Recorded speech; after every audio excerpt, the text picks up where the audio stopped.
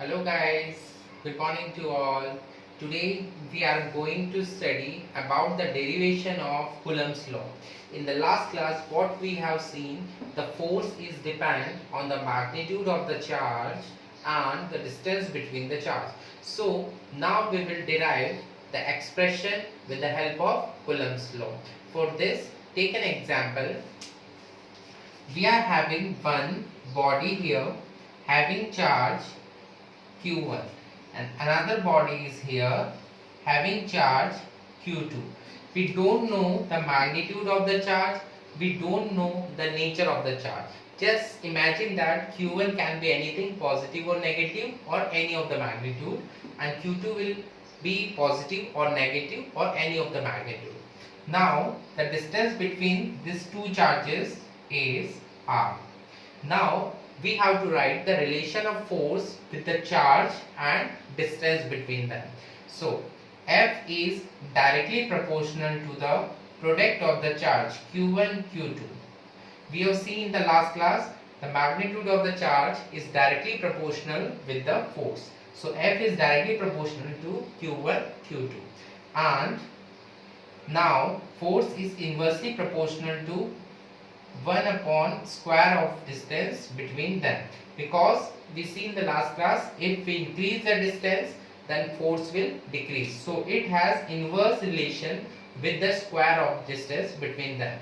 Now we just write both the relation together, then F is equals to, or F is directly proportional to Q1 Q2 upon R square. This expression we are getting. Now you know that the proportionality sign can be removed by using a constant. So here we are using a constant, that is K, and the name of K is electrostatic constant. Electrostatic force constant. So electrostatic force constant is K. So we put the value of K.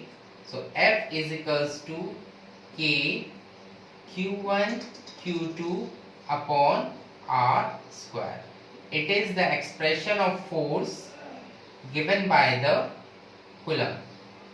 So by this way, with the help of this formula, we can calculate the force of attraction or repulsion between any two bodies. Now the value of K is also given. The value of K is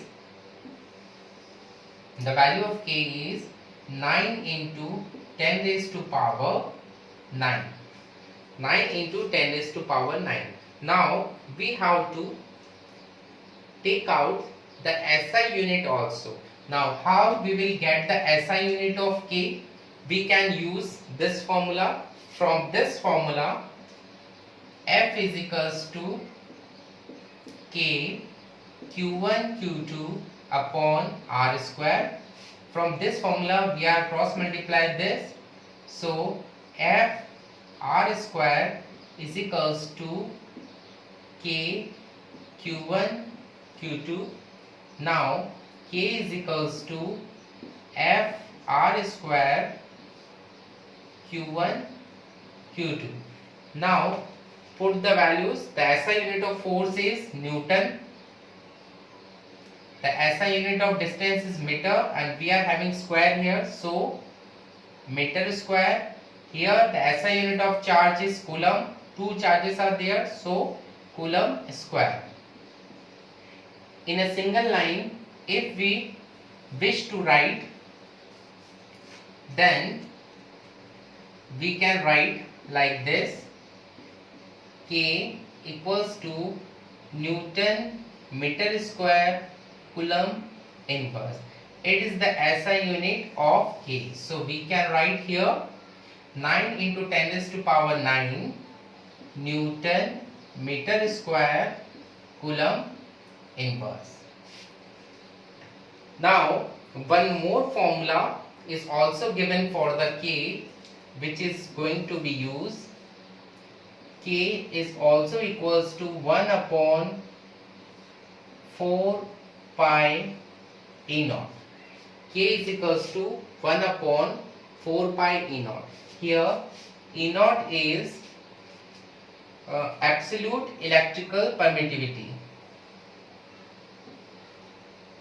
Absolute electrical permittivity.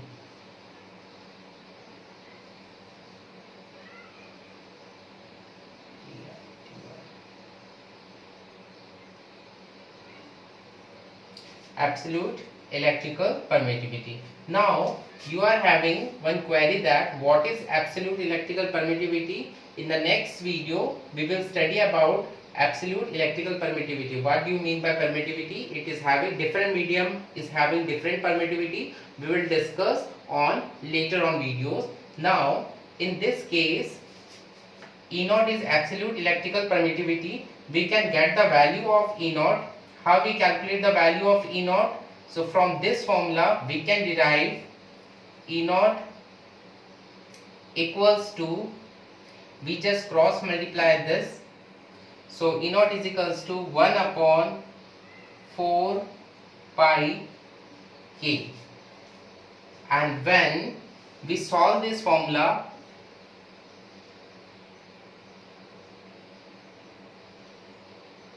pause करो ना क्या? Now we have seen that E naught is equals to 1 upon 4 pi K. So we put the value of this for getting the value of absolute electrical permittivity. We just put the value 1 upon 4. The value of pi, you all know that 3.14 into the value of K. We have already seen 9 into 10 raised to power minus 9. So from this, when you solve it, you will get the value of E naught. Here not the minus, plus. So here you will get 8.85 into 10 raised to power minus 12. Now it is also having SI unit. How we will get the SI unit? From this formula. Just see this formula. Epsilon naught equals to 1 upon 4 doesn't have any SI unit. Pi doesn't have any SI unit. The SI unit of K we have already seen, Newton meter square and Coulomb's power minus 2. So this will be reciprocal here. So Newton's power minus 1 in the numerator, meter power minus 2 and Coulomb square. It is the SI unit of epsilon naught. So put the value of this. So 8.85 into 10 raised to power minus 12 Newton power minus 1, meter power minus 2 and Coulomb square. It is the value of epsilon naught. Now we will see the dimensional formula of epsilon naught. Absolute electrical permittivity, we will calculate the dimensional formula. How we will calculate the dimensional formula? Now see, F is equals to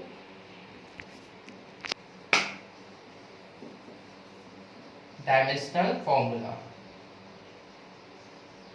of epsilon naught. What is the dimensional formula of epsilon naught?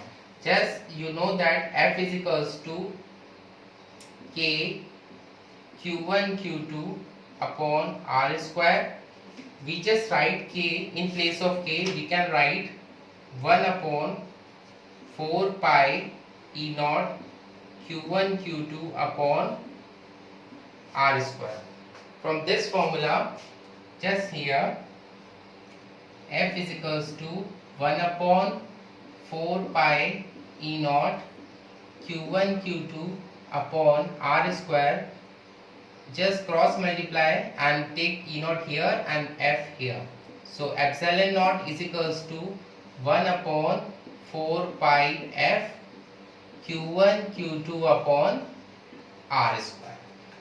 Okay, so epsilon naught equals to 1 upon 4 doesn't have any dimensional value, pi doesn't have any dimensional value. Now dimensional formula of F. Let me explain about the dimensional formula. F is equals to mass into acceleration. In calculating dimensional formula, mass is represented by capital M and acceleration meter per second squared. So L T power minus 2. So it is the dimensional formula of force.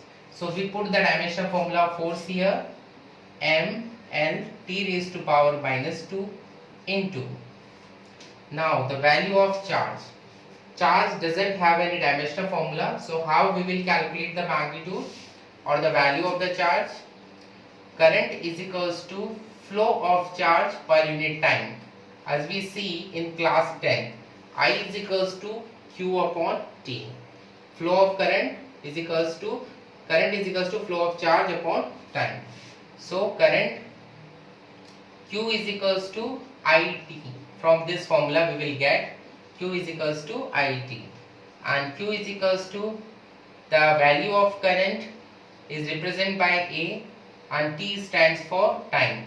So dimensional formula of charge is equals to AT.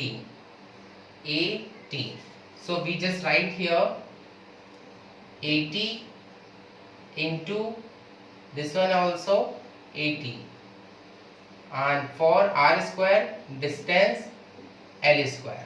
We just write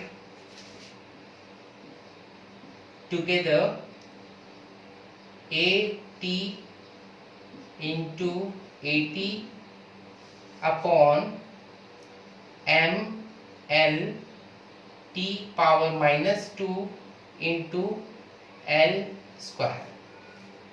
Now just calculate it. E naught is equals to A square T square upon M L T raised to power minus 2. So we can take in the numerator for making it positive, and here L square. Now just solve it. We will get A square T raised to power 4 M and L cube. M raised to power minus 1 and L raised to power minus 3, because square and L 3. So we can write the dimensional formula of E naught is M raised to power minus 1, L raised to power minus 3, T raised to power 4, A raised to power 2. It is the dimensional formula of epsilon naught.